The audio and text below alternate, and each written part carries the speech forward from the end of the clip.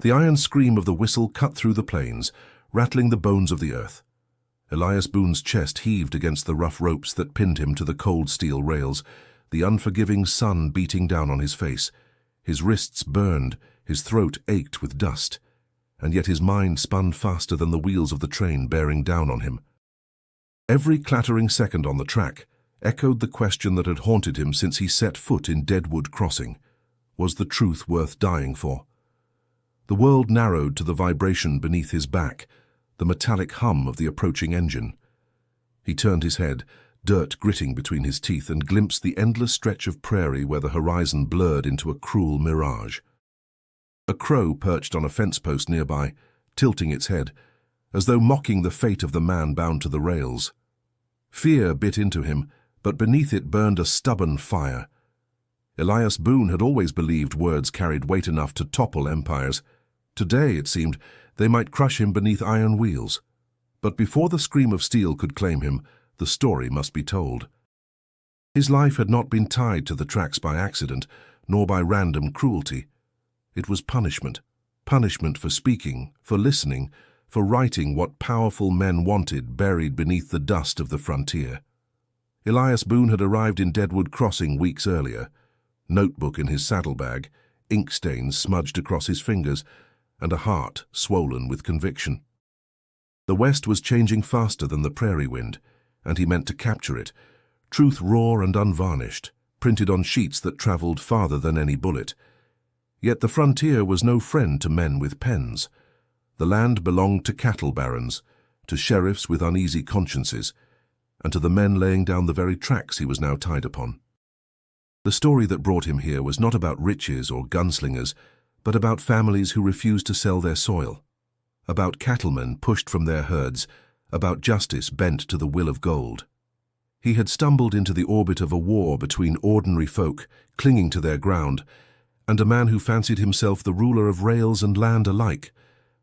Victor Mallory, the railroad baron who bought silence with silver and broke resistance with fists, was the reason Elias's lungs now filled with dust as death thundered closer. Elias squeezed his eyes shut, forcing memory into focus, as though he could hold time still by recalling how it began. The creak of the wooden saloon doors, the bitter sting of whiskey in the air, the laughter that carried menace beneath its charm. He had walked into Deadwood Crossing with the air of a stranger, but with the weight of questions he knew would draw eyes to him. He remembered the hush that fell when he pulled out his notebook, the wary stares, the shuffle of boots. "Words are dangerous here," an old rancher had warned him, voice low, hat-brim shading eyes gone hard with disappointment. Elias had only smiled, thinking himself ready for whatever came. He had been wrong. Now, with the iron beast charging toward him, the journalist realized that truth was never free. It came with chains, with threats, with the certainty that some men would rather burn the world than let their lies be exposed. And yet, in his heart, Elias clung to the belief that someone would hear the story, if only the tracks did not silence him first. The ground shook. He felt the rails quiver under his body, heard the hissing fury of the engine rolling closer. A shiver of defiance ran through him, even as fear roared in his ears. Elias Boone had come to tell a tale of courage, betrayal, and the raw price of justice. Bound to the tracks, staring death in the face, he whispered to himself the vow he had carried since boyhood. The truth will not die with me. And this was where it all began. If you want to hear the whole story of how Elias Boone came to be tied to those tracks, and what happened when justice clashed with greed in the heart of the Old West, make sure to subscribe now, because the truth of Deadwood Crossing is only just beginning. Dust rose in lazy spirals as Elias Boone guided his bay gelding down the main street of Deadwood Crossing. The late afternoon sun slanted low, painting the town in bronze and shadow. Wooden storefronts leaned as if bracing against the prairie winds, and every porch carried men with sharp eyes who paused their conversations to watch the newcomer ride in. Elias felt the weight of those stares press heavier than the saddle beneath him. He slowed the horse, letting its hooves strike rhythm against the hard-packed dirt, each step echoing the unease of strangers measuring a man they did not know. The town smelled of sweat, smoke, and the faint tang of hot iron drifting from the blacksmith's forge. A dog barked somewhere near the livery, answered by the clang of a hammer striking steel. Elias touched the brim of his hat in polite acknowledgement of the gazes following him, but few returned the gesture. The saloon doors swung with a lazy creak, laughter and piano notes spilling into the street. Elias dismounted and tied his horse to the hitching post, brushing dust from his coat. His hand lingered on the saddlebag where his notebook lay hidden, as though its pages carried a heartbeat of their own. He pushed through the doors, letting the chatter wash over him. Inside, the air was thick with tobacco smoke and the sweet sting of whiskey. Men hunched over poker tables, cards flashing between rough fingers.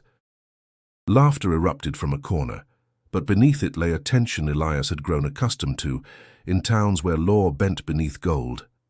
He made his way to the bar, ordered coffee instead of liquor, and felt the bartender's raised brow before the man poured steaming black into a chipped mug. "You ain't from here," the bartender said flatly. "No," Elias answered, voice steady. "But I'll be here long enough to listen." That reply drew a ripple of silence. Boots scraped against the floor, chairs shifted. One man at a table leaned back, hat low over his brow, eyes narrowing. Elias sipped his coffee, unfazed. He had walked into colder welcomes, though the danger in this room felt sharper than most. It was then he heard a clear, steady voice from the far side of the saloon. "Folks in Deadwood don't take kindly to strangers asking questions." Elias turned. A young woman stood there, holding herself with a confidence that silenced even the poker players. She wore a riding skirt dusted from the trail, a faded blouse tucked neatly, and her dark hair was tied back loosely, framing eyes that carried both sharpness and weariness. She walked toward him, each step deliberate.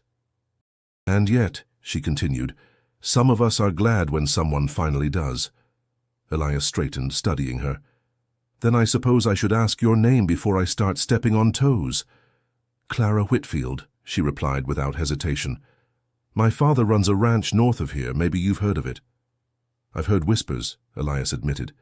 He set the mug down gently. "Seems whispers are all anyone here dares to speak." Her lips tightened into something between a smile and a grim line. "That's because whispers don't get men killed. Loud words do." The room shifted again, conversation resuming, though slower, warier. Elias felt the weight of Clara's gaze, measuring, testing, but not unfriendly. For the first time since arriving in town, he sensed an ally rather than suspicion. "You carry a notebook, don't you?" she asked quietly. "Yes." "Then you'll want to hear more than just whispers," she said, her voice steady but tinged with warning. "But know this, if you write what you hear in Deadwood Crossing, you'd best be ready to pay for it." Elias nodded slowly, his fingers brushing the edge of his saddlebag once more. He had come seeking truth, and truth, it seemed, had already found him. Outside, the sun dipped lower, casting the town in long shadows. Inside, amidst the clatter of glasses and low voices, Elias Boone realized he had just stepped onto ground far more dangerous than any track of steel. The morning after his uneasy welcome in Deadwood Crossing, Elias Boone followed the trail north, dust curling behind his horse's hooves as the prairie opened wide before him. The land stretched endless and raw, grass bending under the steady push of the wind, dotted with the silhouettes of cattle grazing in the distance. Clara Whitfield rode ahead, her back straight, guiding him toward the heart of her family's ranch. "You'll see for yourself," she said, her voice carried by the breeze. "My father won't sugarcoat what's happening. He doesn't believe in wasting words." Elias adjusted his reins, studying her profile. There was steel in her expression, the kind born from a life spent fighting both drought and men who thought land was theirs for the taking. She reminded him of the frontier itself, unyielding, shaped by hardship, yet refusing to bow. The ranch house came into view, a sturdy structure of weathered timber standing sentinel against the plains. Fences stretched outward like ribs, holding back herds that lowed in the distance. A windmill creaked as it turned, and a pair of ranch hands paused their work to watch the newcomers ride in. Suspicion was etched into every face. Samuel Whitfield stepped out onto the porch before they had even dismounted. Broad-shouldered, his frame hardened by years of labor, his eyes sharp as a hawk's beneath the shadow of his hat.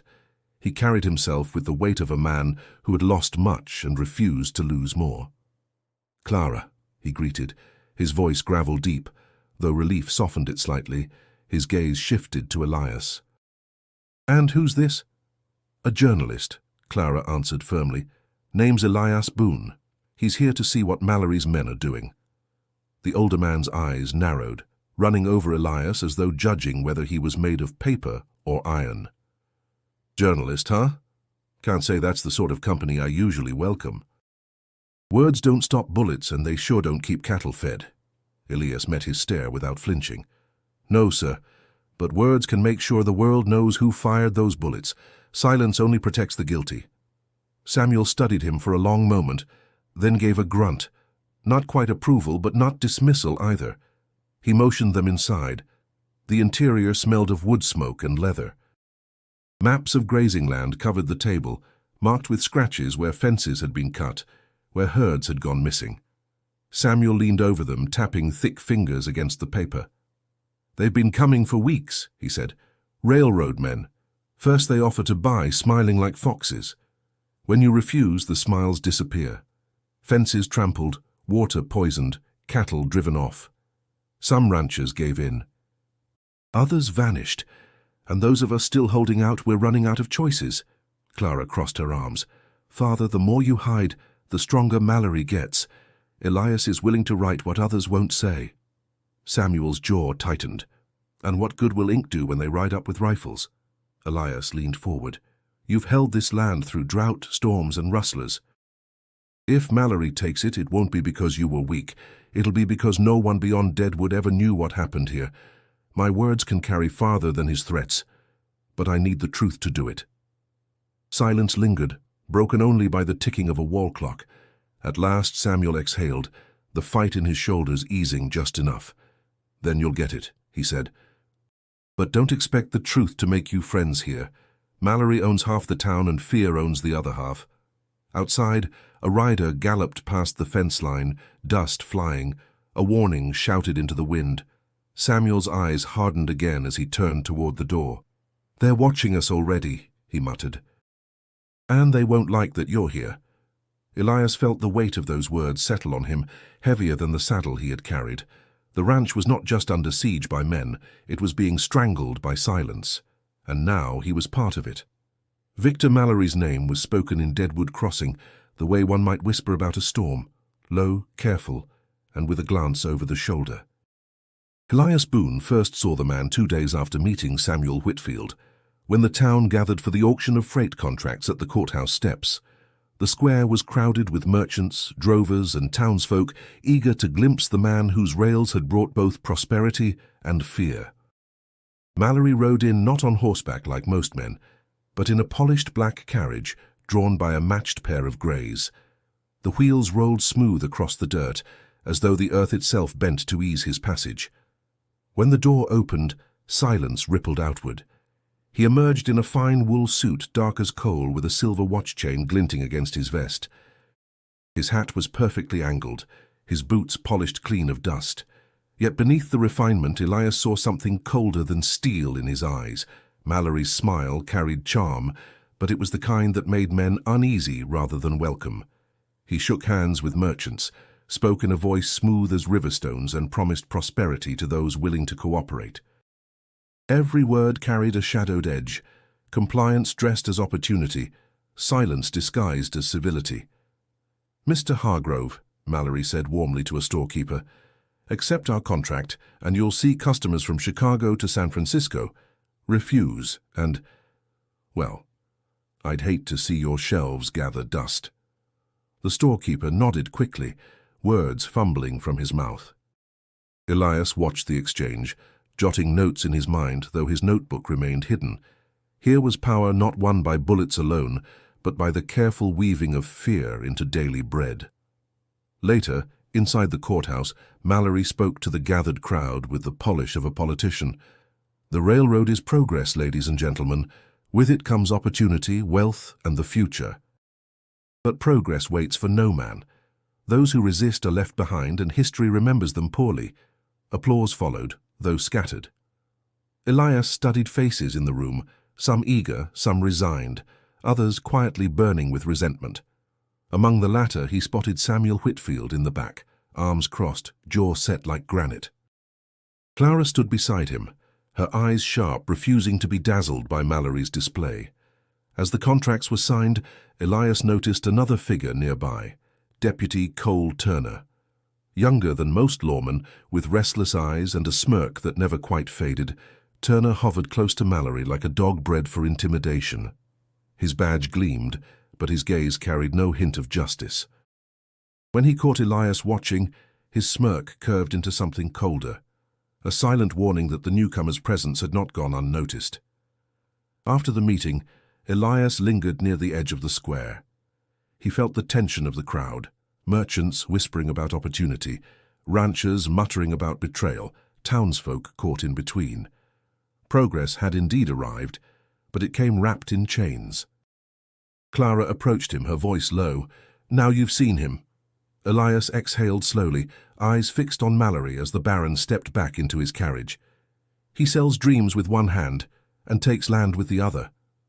"That's Victor Mallory," she replied. "He doesn't just buy property, he buys silence. And he doesn't care who he has to crush to keep it." The carriage rolled away, leaving a trail of dust that seemed to cling longer than it should. Elias felt the shadow of it settle over him, heavy and suffocating. He knew then that exposing Mallory would not just be dangerous, it would mark him as a target. Yet as the crowd dispersed, he also knew something else. The story was no longer just about greed and railroads. It was about the people who refused to bow, even when the cost was ruin. And Elias Boone, with his pen and stubborn will, had stepped directly into Mallory's shadow. The tension in Deadwood Crossing grew heavier with each passing day, like storm clouds refusing to break. Elias Boone could feel it in the silence of the streets, in the way conversations hushed whenever he entered a room, and in the uneasy glances exchanged between neighbors who no longer trusted one another. Mallory's speech at the courthouse had not united the town. It had split it clean in two. On one side were the merchants and shopkeepers who saw promise in the railroad's expansion, who dreamed of bustling trade and full pockets. They spoke of Mallory as though he were a savior, the man who could drag Deadwood into the future. On the other side were the ranchers, men and women whose roots clung to the soil, whose herds grazed on grass threatened to be swallowed by tracks. For them, Mallory was no savior but a thief, a man intent on taking with contracts what he could not earn with labor. Elias moved through the saloon that evening, notebook hidden inside his coat, but every sense alert. The piano played softly in the corner, and yet the air thrummed with unease. At one table, two merchants argued over prices for supplies they expected to sell once rail shipments doubled. At another, ranch hands muttered about fences torn down, their anger simmering just below the surface. The room wasn't just noisy, it was fractured. Sheriff Amos Greeley sat at the bar, a glass of whiskey untouched before him. His shoulders sagged beneath the badge pinned to his chest, as though the weight of it grew heavier with every passing day. Elias slid onto the stool beside him, offering a quiet nod. "You're the newspaper man," Greeley muttered, not looking up. "I am," Elias replied evenly. "And you're the law in this town." The sheriff let out a dry laugh, bitter and hollow. "Law don't mean much when half the town answers to Mallory, and the other half wants my head for not stopping him. Truth is, I keep the peace by letting both sides hate me equally." Elias studied the man's tired face. "And when the peace finally breaks?" Greeley finally met his eyes, something like pain flickering there. "Then I reckon the streets will run with more than dust. And I'll still be sitting here, caught in the middle." Their conversation was cut short by a commotion near the door. Clara Whitfield had entered, drawing stairs, not because she was out of place, but because she refused to lower her gaze like so many others. She walked straight toward Elias, her voice clear despite the tension. "People won't speak to you," she said. "Not openly. They're too afraid. But there are things you need to hear, and I can help you find them." Elias inclined his head. "And why help me when it only paints a target on your back?" "Because silence is already killing us," Clara replied, her jaw tight. "Mallory counts on our fear. If no one dares to speak, then he's already won. A murmur spread through the saloon, men pretending not to listen though every ear was fixed on her words. Clara glanced around, lowering her voice slightly. "But you must understand, those who stand with you will be marked, and those who don't will watch to see how long you survive." Elias felt the warning cut sharper than any blade. The town was not simply divided by wealth or land, it was divided by fear, by the choice between submission and resistance. And in that divide, he now stood as a wedge, whether he wished to or not. As Clara's words settled in the air, Elias understood that his presence in Deadwood Crossing had shifted from curiosity to threat. The town itself was holding its breath, waiting to see who would speak first and who would pay the price for it. Night settled heavy over Deadwood Crossing, and with it came the restless murmur of voices inside the saloon. The piano had gone quiet, leaving only the scrape of boots, the clink of glasses, and the low hum of men talking too softly for most ears. Elias Boone sat alone near the back, his chair tilted just enough to see the room without being obvious. The smell of tobacco hung thick, curling with the bitter tang of spilled whiskey. He had learned quickly that truth in this town didn't walk proudly down the street. It hid in corners, slipped through whispers, and vanished when the wrong ears drew near. Tonight he intended to catch some of it before it slipped away. A pair of railroad men entered, their coats dusty from travel, their laughter too sharp to be careless. They took a table not far from Elias, slamming their glasses down with the kind of confidence that came from knowing they answered to the most powerful man in the territory. One leaned close to the other, his words muffled but the edge of threat carried clear. Whitfield's still holding out. Mallory's tired of playing polite. Tomorrow night will remind him what happens when a man forgets who owns this land. Elias's chest tightened. He bent his head slightly, pretending interest in the empty glass before him while straining to catch more. The second man snorted. "You mean another fire?" "No," the first replied. "Worse. Drive the herd off, scatter it so far he can't recover. A ranch without cattle is a ranch ready to sell." Their laughter broke sharp against the walls, then softened again as they lowered their voices. Elias forced his hand to remain steady as he reached for his notebook beneath the table. Each word mattered, but so did caution. That was when he felt it, the prickling sense of being watched. Slowly he lifted his eyes and found Deputy Cole Turner standing by the bar, a smirk curling his lips.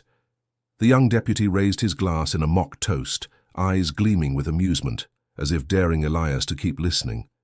Heat crawled up Elias's neck, but he kept his posture relaxed. Turner turned back to the bartender, but the message had been sent. Nothing in Deadwood Crossing went unseen. Clara slipped into the saloon not long after, her presence drawing quick glances but no words. She moved through the crowd with practiced ease, sliding into the seat across from Elias. "You shouldn't be here," she said quietly. "Neither should you," Elias replied. "But if I hadn't come, I wouldn't have heard what I just did." Her eyes sharpened. "What did they say?" "That Mallory plans to break your father without firing a shot. They're coming for the herd." Clara's hand clenched into a fist on the table. "He won't bend. He'd sooner burn the fields himself." Elias leaned closer, his voice low.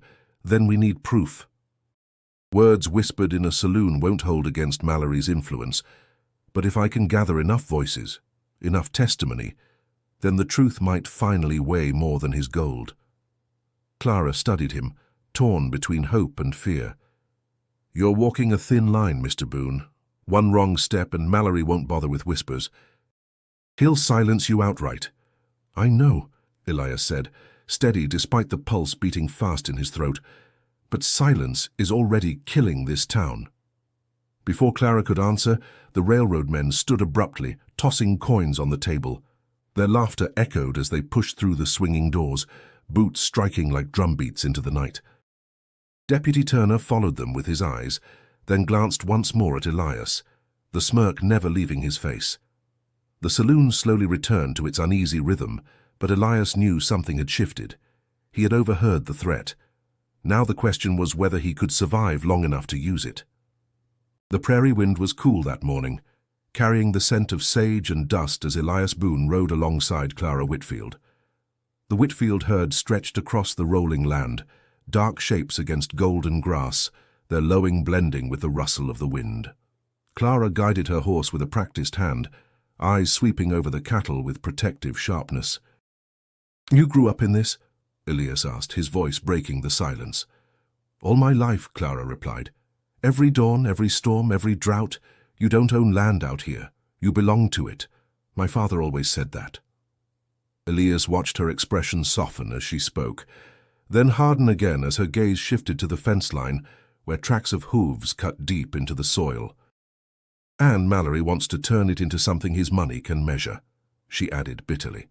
Elias nodded, pulling his notebook from his coat and scribbling a few lines. "He can threaten, bribe, and destroy, but he can't erase what people feel for this land. That's what I want to show. Not just what's being taken, but what it means." Clara looked at him, suspicion flickering before fading into something quieter. "Most men who come here see numbers, cattle counts, acres, contracts. You see people. That's rare." Her words lingered, carrying more weight than a simple compliment. Elias tucked the notebook away, feeling the strange warmth of trust settling between them. They rode on until they reached a stream cutting through the pasture, its water running clear despite the dust of summer. Clara dismounted, kneeling to scoop water in her hands. Elias followed, crouching beside her. "My mother used to bring me here," she said softly. "When the drought hit 10 years ago, this stream nearly dried up. I remember her praying over it, begging it to hold. And when it did, she said it was proof this land still wanted us here." Elias listened, the vulnerability in her tone breaking through the guarded strength she usually carried. "And now Mallory wants to dam it, no doubt," he said. She gave a short laugh, humorless. "He's already bought the land upriver. If he cuts us off, our cattle won't last through another summer." The weight of her words pressed on Elias. He wasn't just documenting greed. He was staring at the knife Mallory held against families' survival. They sat in silence for a moment, the water murmuring between them. Then Clara turned, meeting his eyes. "Why are you doing this, Elias? Why risk your life for words that might not even be printed? What drives you?" He hesitated, the question striking deeper than expected. "Because lies spread faster than dust on the wind. I've seen good men ruined because no one dared to write the truth. If I don't stand against it, then I might as well be part of it." Clara studied him for a long moment, her expression softening. "Then you're braver than most, or more foolish." "Maybe both," he admitted with a wry smile. She smiled faintly in return, though the sadness in her eyes did not fade. "Either way, you're in this now, and that means you're not alone anymore. If you stand for the truth, then you stand with the Whitfields." The words struck Elias with unexpected force. He had entered Deadwood Crossing as a stranger, mistrusted and watched. Now for the first time he felt something different, a bond not forged in convenience, but in conviction. As they mounted their horses again, the sun climbed higher, casting long shadows across the herd. Elias tightened his grip on the reins, the warmth of trust mingling with the chill of danger.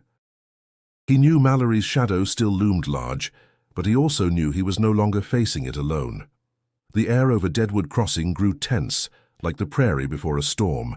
Rumors rode faster than horses, and Elias Boone could feel them pressing in from every side. At the Whitfield Ranch, men gathered in grim silence, repairing fences, oiling rifles and checking saddles.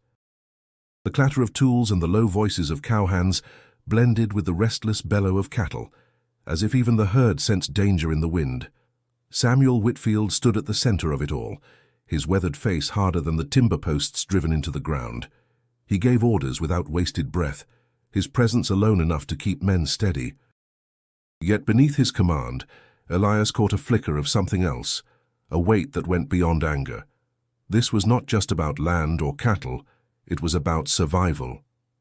Elias walked among the men, his notebook hidden beneath his coat, but his memory recording every word. He listened as ranch hands spoke of tracks cut through grazing fields, of riders seen at night circling like wolves. Each account painted the same picture. Mallory's men were preparing to strike, not with open war, but with steady cuts meant to bleed the ranch dry. "They'll come soon," one hand muttered, spitting dust. "Mallory's patience runs out faster than whiskey in this town." Clara joined Elias near the corral, her voice low but fierce. They want us scared, cornered into selling. But fear won't drive us from this land. Elias studied her face, lit by determination. Fear doesn't have to drive you out, it only has to silence you. That's what Mallory counts on. Then let's make sure it doesn't, she answered sharply. Later that evening, as the sky burned red with sunset, Elias sat with Samuel by the porch. The older man lit a pipe, smoke curling into the cooling air. His silence stretched long before he finally spoke. "You write a lot, Boone, scribbling in that book like the words might stand taller than fence posts." "They can," Elias said carefully. "Words carry farther than rifles. A battle fought here might be forgotten, but if it's written, the world can't ignore it." Samuel puffed smoke, shaking his head. "The world don't care about a rancher in Dakota Territory. All it cares about is rails and cattle profits. Mallory's got both in his pocket." Elias leaned forward. "Maybe, but Mallory can't bribe every man who reads the truth. He can't scare everyone into silence. If enough people know what's happening here, he'll have more than just ranchers to fight." The rancher's eyes narrowed as he considered the younger man's conviction. Finally, he said, "If you're wrong, Boone, it'll be your blood soaking this dirt before the ink dries." "I've accepted that risk," Elias replied. But silence isn't an option. The words hung heavy in the dusk, carried off by the prairie wind. That night the ranchers held council in the barn, lantern light flickering against rough-hewn beams. Elias stood among them, listening as voices rose and fell. Some argued for defense, others for retaliation.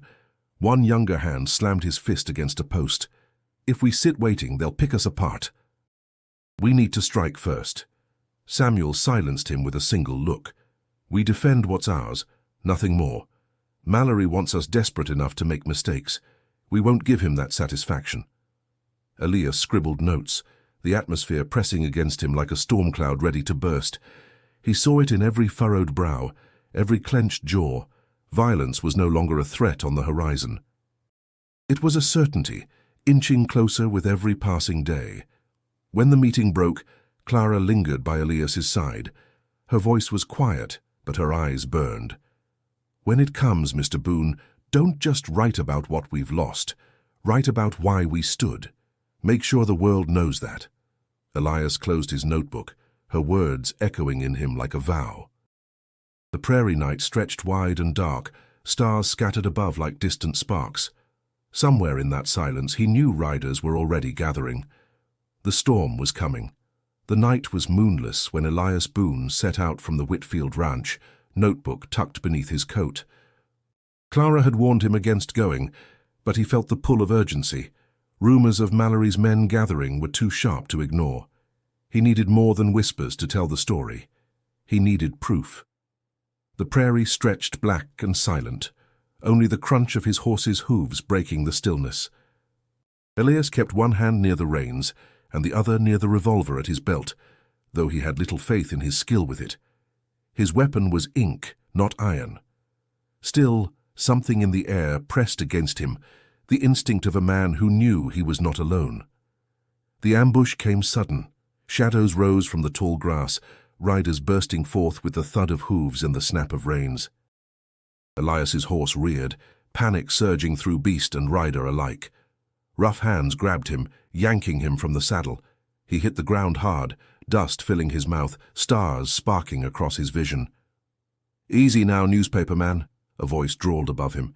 Elias blinked up into the face of Deputy Cole Turner, grinning down with the satisfaction of a hunter snaring prey.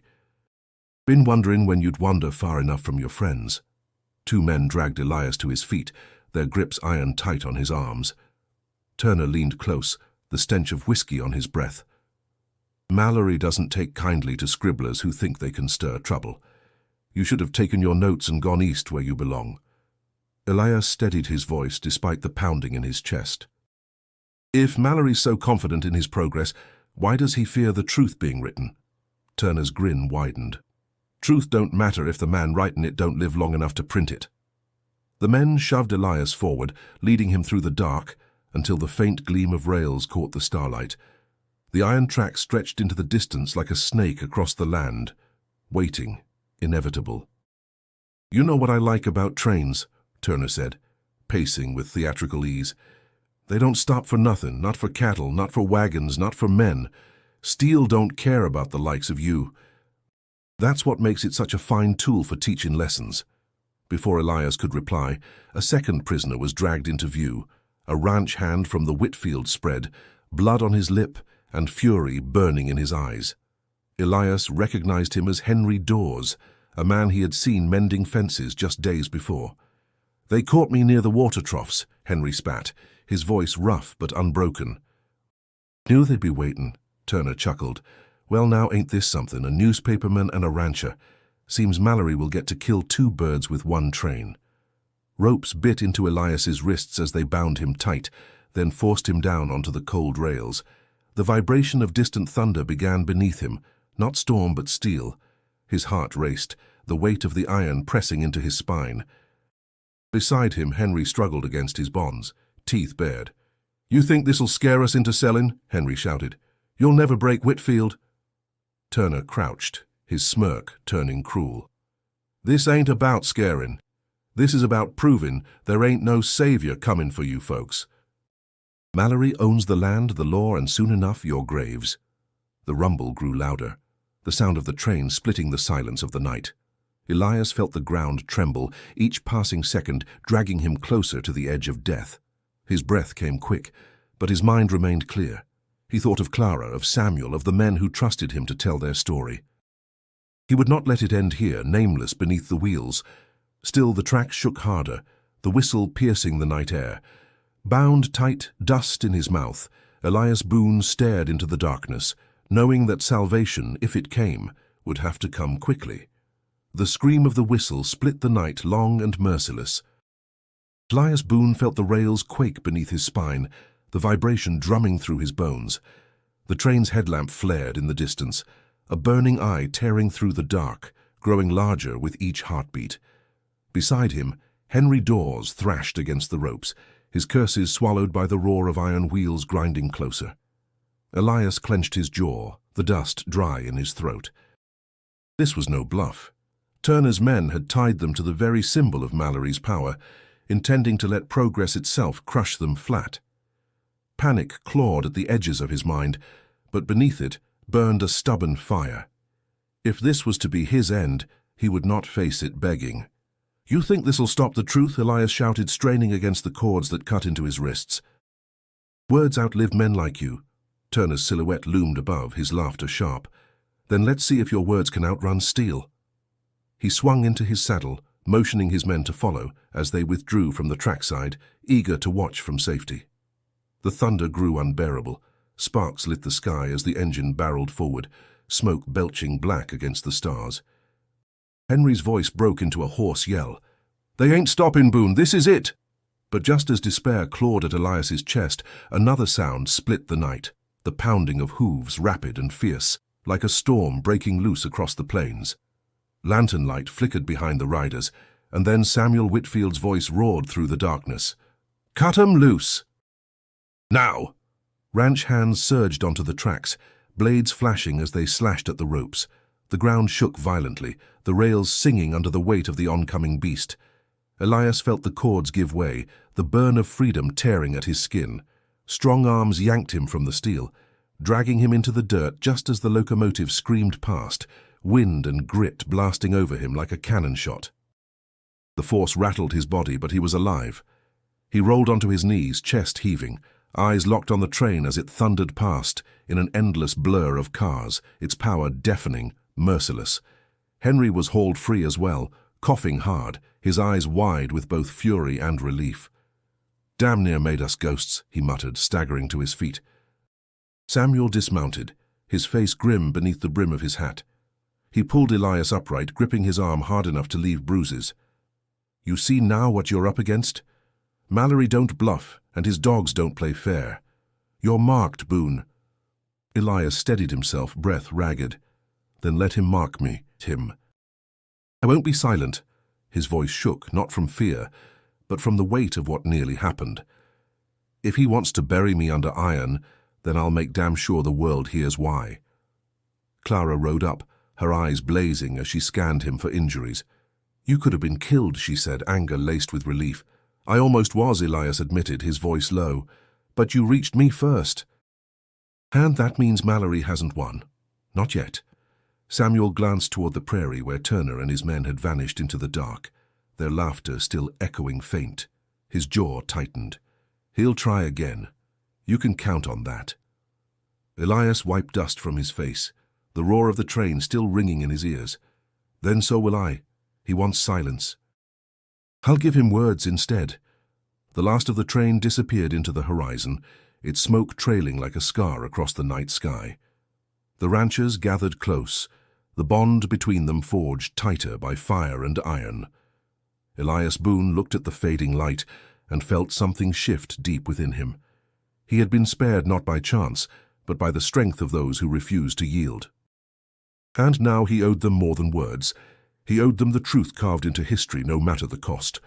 The morning after his rescue, Elias Boone sat at the Whitfield Ranch table, his hands still raw from the ropes that had nearly ended him. Samuel and Clara watched him in silence, the smell of coffee and wood smoke filling the room. Outside, the ranch hands moved with quiet urgency, their steps faster, their eyes sharper. Everyone knew Mallory would not stop. Elias unfolded a sheet of paper he had written through the night, the ink smudged where his hand had trembled. He placed it on the table and met Samuel's stare. This is the story.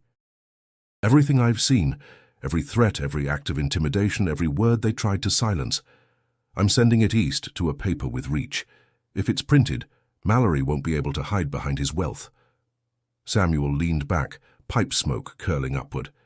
You think words on a page will bring men riding from Washington to stop him? No, Elias admitted. But it'll bring eyes, attention.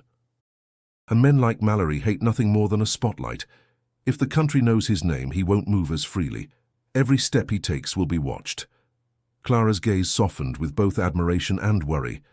It's dangerous. If he finds out you sent that, he'll come for you harder than ever. Elias gave a dry smile. He already tried to kill me on the tracks. What more could he do? Samuel's eyes narrowed. Don't tempt that answer, boy. They rode into town by noon, the envelope tucked tight in Elias's coat. The streets were quiet, but every open door and curtained window carried the weight of suspicion. He stepped into the post office, heart pounding, and slid the envelope across the counter. The clerk eyed it, brow furrowing. Chicago paper? Yes, Elias said evenly. It must go out today. The clerk hesitated, then nodded, stamping it before placing it with the outgoing mail. Elias exhaled, the knot in his chest loosening slightly. The die was cast. But danger came swiftly. As Elias left the post office, Deputy Cole Turner was leaning against a post across the street, arms crossed, smirk sharp as ever. Afternoon, newspaper man, Turner drawled. Funny thing seeing you around the post office, sending love letters? Elias forced calm into his stride. Maybe I was. Turner stepped closer, his shadow long across the dirt. Mallory don't take kindly to secrets being shipped out of town. You'd best remember that. I don't answer to Mallory, Elias said quietly. Turner chuckled, but his eyes hardened. Everyone here does one way or another. Elias walked past him without another word, but the tension lingered, coiling like a snake ready to strike. That evening, Sheriff Greeley found Elias outside the saloon. The lawman's face looked more lined than usual, his eyes troubled. You've stirred the nest, Greeley muttered. I don't know what you sent, but Mallory's sniffing around. He knows something's coming. Men like him, they don't wait for proof. They act on suspicion. Elias studied him carefully. And where do you stand, Sheriff? With the law or with Mallory? Greeley's jaw worked as though the words hurt to form. I stand where I can keep this town from burning. But if Mallory thinks you've crossed him, not even I can hold him back. The sheriff walked away, leaving Elias with the weight of his gamble pressing down. The letter was on its way, his words carried beyond the plains, but the cost had already begun. As night fell, Clara joined him at the fence line of the ranch, the sky painted in fading gold. You've lit a fire, Elias. Now we wait to see if it burns Mallory, or us. Elias looked at the horizon, where darkness swallowed the last of the light. His voice was steady, though inside his pulse beat with fear. Then we'll be ready for whatever comes. The town was restless. Elias Boone could feel it in every sidelong glance, in the way doors closed a little too quickly as he passed. News of his letter had spread, though it hadn't yet returned from the east. Suspicion alone was enough to paint him as a marked man. That evening, the saloon brimmed with tension. Merchants argued with ranch hands, voices rising, fists slamming on tables. The piano sat silent, its keys untouched, while the barkeep poured whiskey faster than men could drink it. Clara whispered sharply at Elias's side. "They're turning on each other. Mallory doesn't even need to lift a finger. Fear's doing his work for him." Elias scanned the room. Fear is always louder than truth, until someone dares to speak louder still. But before he could rise, the doors banged open. Deputy Cole Turner strode in, spurs jangling, his smirk wider than usual. Behind him trailed half a dozen armed men, railroad toughs, their faces grim. The saloon hushed. "Evenin', folks," Turner drawled, his hand resting near his revolver. "Got myself a bit of housekeeping to tend." His eyes locked on Elias. "Seems our newspaperman's been busier than we thought." Murmurs rippled through the crowd. Turner stepped closer, his voice sharp. "Mallory's got proof Boone's sending lies east to ruin honest men's names, and I reckon Deadwood Crossing won't stand for a traitor in its midst." Elias stood slowly, meeting his gaze. "What Mallory calls lies are nothing more than the truth he's afraid of." Turner barked a laugh. "Hear that? He thinks he's saving you all. While he drags your town into ruin with his scribbling." The crowd shifted uneasily. Some looked away, unwilling to challenge Turner. Others looked at Elias with doubt, fear mingling with resentment. Then a ranch hand rose from the back, anger twisting his face. "If Boone's written to the east, maybe that's what we need. Maybe the world should know what's happening here." Turner's hand dropped to his revolver, but before he could draw, Samuel Whitfield pushed through the crowd, voice booming. "Enough!" He glared at Turner, jaw hard as stone. "You call him a traitor, but I call him a witness, and I'll not stand by while you try to bury the truth under whiskey and fear." The saloon erupted. Ranchers shoved back against Mallory's men, chairs clattering, fists flying. Turner drew his revolver, firing a warning shot into the ceiling. Plaster rained down, silencing the chaos for a heartbeat. "Make no mistake," Turner snarled. "Mallory owns this town, and anyone who sides with Whitfield or Boone is signing their own death warrant." Sheriff Greeley appeared in the doorway then, his badge catching the lamplight. His face was pale, torn between duty and survival. For a long moment he said nothing. The silence was thick, the room waiting for his choice. Finally his voice cut through, rough and strained. "Cole, put the gun away. This town's held together by a thread, and if you snap it now, there'll be blood in the streets." Turner sneered, but after a tense pause, holstered his weapon. His men followed suit, though their eyes promised violence yet to come. He leaned close to Elias as he passed. "This ain't over." Mallory don't forgive, and neither do I. When Turner and his men stormed out, the saloon exhaled in ragged unison. Clara gripped Elias's arm, her voice trembling. "You see what's happening? The lines are drawn, and there's no going back." Elias looked at the shaken faces around him, neighbors divided, fear gnawing at courage. He felt the weight of the gamble he had made, pressing harder than ever. His words had left Deadwood, but the cost was only beginning to show, and in the shadows of that broken peace, betrayal had already rooted itself deep. The letter had reached Chicago. Elias Boone learned of it when a rider galloped into Deadwood Crossing with a newspaper folded tight under his arm. By dusk, word spread like wildfire. The article had been printed naming Victor Mallory as a tyrant who used fear and corruption to strangle the West.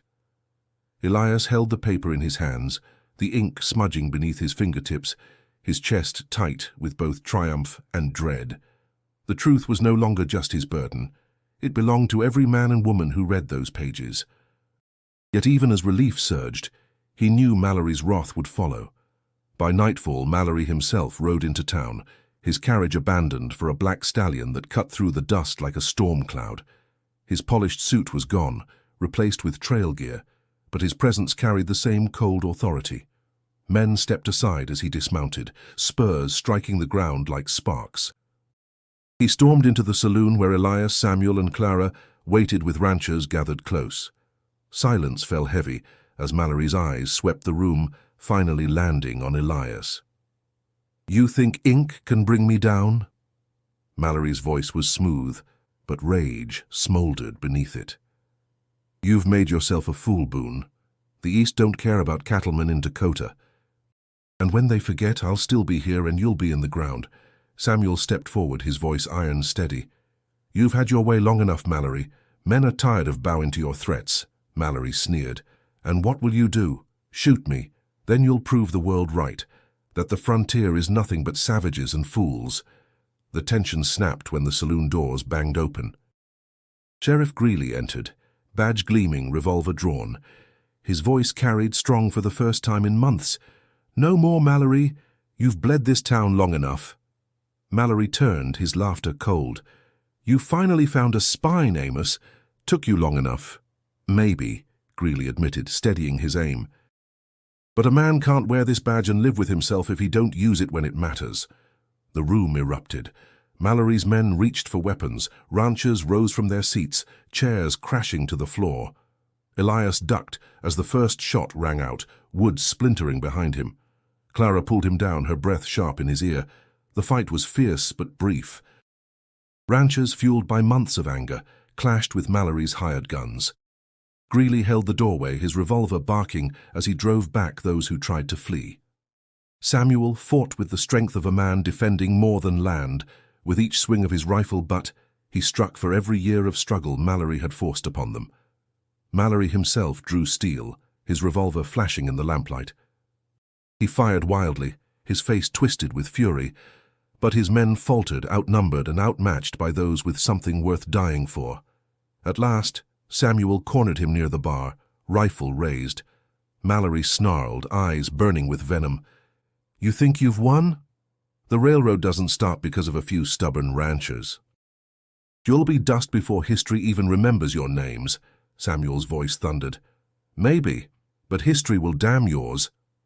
The rancher's strike knocked the revolver from Mallory's hand, sending it clattering across the floor. Silence followed, broken only by the ragged breaths of men who had fought too long. Mallory stood, chest heaving, the weight of defeat settling over him like chains. Sheriff Greeley stepped forward, his badge gleaming in the lamplight. "Victor Mallory, you're under arrest for extortion, conspiracy, and attempted murder." His voice did not waver, and this time, the law means something. The saloon erupted in cheers, weary but fierce. Elias stood slowly, heart pounding as he watched the man who had cast such a long shadow finally stripped of his power. He knew Mallory's empire would not crumble in a single night. The rails still stretched for miles, and his allies back east still held sway. But the illusion of invincibility was shattered. And sometimes, Elias thought, that was where true justice began. The days following Mallory's fall were heavy with silence, as though Deadwood Crossing itself struggled to breathe again. His arrest had broken the spell of fear, but the scars remained. Windows, once shuttered, now creaked open cautiously. Shopkeepers stood in their doorways with wary smiles, and the streets carried a fragile air of relief. Elias Boone walked through town, notebook in hand, recording not threats but the aftermath of a storm. Children ran barefoot in the dust, their laughter carrying where hushed whispers had lived. Still the town bore the weight of loss. Families had been ruined, ranches scarred, and men buried in the prairie. Justice had come, but it had not come free. At the Whitfield Ranch, work returned to rhythm. Ranch hands repaired fences, drove cattle, and restored the order Mallory's men had tried to shatter. Samuel Whitfield oversaw it all, his broad frame casting long shadows in the morning sun. He seemed taller now, as though standing no longer against the storm, but with the wind finally at his back. Elias joined him near the corral, where calves bawled and dust rose in golden clouds. "You've built something that even Mallory couldn't tear down," Elias said. Samuel's gaze swept the land, his jaw firm. "Not me. The men who stood their ground, the families who refused to sell, and a newspaper man stubborn enough to write when silence might have saved him." Elias smiled faintly, tucking the notebook under his arm. Words didn't stop his men, Samuel. Your strength did. But your words, Samuel said quietly, made sure we weren't forgotten. Clara rode up then, her horse sleek with sweat from a morning patrol. She dismounted swiftly, her eyes bright, though lined with fatigue. The cattle are safe. No sign of Mallory's men. Maybe they've scattered for good. Her father gave a short nod. They'll find another master soon enough. But they won't find ground here anymore. Clara turned to Elias, her voice softer. And what about you? You've written the story. Mallory's behind bars. Will you ride east and leave all this behind? The question hung heavy. Elias looked out over the ranch, the land stretching wide and endless, the sound of cattle mixing with the wind. He had come to Deadwood Crossing as an outsider, a man with only ink to his name. Now the prairie carried pieces of him in its dust and silence. I've always chased stories, Elias admitted. Every town, every frontier. I write, then move on. That's what I know. Clara studied him, her expression unreadable. And what if this is the story worth staying for? The words caught Elias off guard, lodging deep in his chest. He saw the strength in her stance, the resilience in her eyes, and felt the bond they had built through danger and trust. Yet he also felt the pull of duty, the call to tell the truths others could not. That evening the town gathered in the square. Sheriff Greeley spoke briefly, his voice steady though wearied. Mallory's gone, but the rails still run. We'll see more men like him. Progress don't stop for lawmen or ranchers, but if we stand together, we can face whatever comes. Applause rose, hesitant at first, then swelling as courage rippled through the crowd. Elias stood among them, notebook at his side, listening not as a journalist but as a man who had shared their fight. When the meeting ended, Clara walked beside him, the lanterns of town glowing against the darkening prairie. A new dawn's coming, she said softly. But it'll need men who won't let it be stolen. Elias looked at her, the horizon stretching wide beyond, and for the first time, he wasn't sure if he would ride away when the sun rose. The prairie morning broke wide and golden, the kind of dawn that seemed to wash the world clean. Elias Boone stood at the fence line of the Whitfield Ranch, the sun painting long shadows across the grass, the cattle moving slow and steady, as if sensing the calm after a long storm. The land breathed again, yet Elias felt the weight of decisions pressing heavy on his chest. Clara joined him, reins in hand, her horse snorting softly beside her. She studied him in silence before finally speaking. "You're leaving, aren't you?" Elias hesitated, the truth caught between heart and duty. "I should. There are other towns, other voices waiting to be heard. Men like Mallory don't stop at one border. The fight stretches across the west." Clara looked at him steadily, her eyes carrying both strength and a flicker of sadness. "And what about here? You've given us more than words, Elias. You gave us hope when hope was thin. That matters." He turned toward her, the morning light catching in her hair, and for a moment, silence said what words could not. He wanted to stay, to let the bond between them grow into something more than shared danger. But the pen in his pocket reminded him, truth had no home but the road. Samuel Whitfield stepped onto the porch, watching them with his usual steady gaze. "The land is safe for now," he said gruffly. "But don't fool yourself. Mallory may be gone, but another will come along soon enough. That's the way of men hungry for what they didn't earn." Elias nodded. "Then my words will be waiting for them too." Samuel studied him a moment longer, then gave a short nod. "You've got grit, Boone. Fool's grit maybe, but the kind that keeps men standing when others fall. For that you'll always have a place here." The rancher turned back inside, leaving Elias and Clara in the quiet of the morning. She touched the reins, her voice soft but steady. "If you ride on, promise me one thing. Don't just write about the darkness. Write about the light, too. People need to remember what's worth fighting for." "I promise," Elias said, the vow etched deep into his chest. He mounted his horse, saddle creaking beneath him, and looked out at the horizon. The trail stretched endless, dust shimmering in the distance, the call of the frontier echoing in his veins. Yet his eyes lingered on Clara one last time, on the strength of a woman who had stood unflinching against fear. "Goodbye, Clara," he said quietly. "Not goodbye," she replied. "Just until the trail brings you back."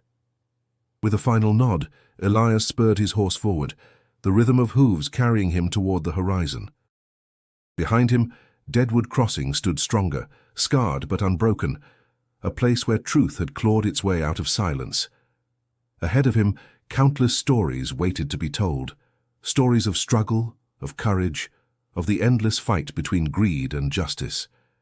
As the prairie wind filled his lungs, Elias felt both the burden and the blessing of his path. He knew the world would not change overnight, but each word, each truth carried forward, was a stone laid in the foundation of something greater. And so the newspaperman rode on, bound not to land or fortune, but to the relentless pursuit of justice, no matter how many rails or tyrants stood in his way. The fight for truth never ends. And if you want to hear more stories of courage, betrayal, and the price of justice in the Old West, make sure to subscribe now. And don't forget, click on the video on your screen to keep riding with us into the next tale.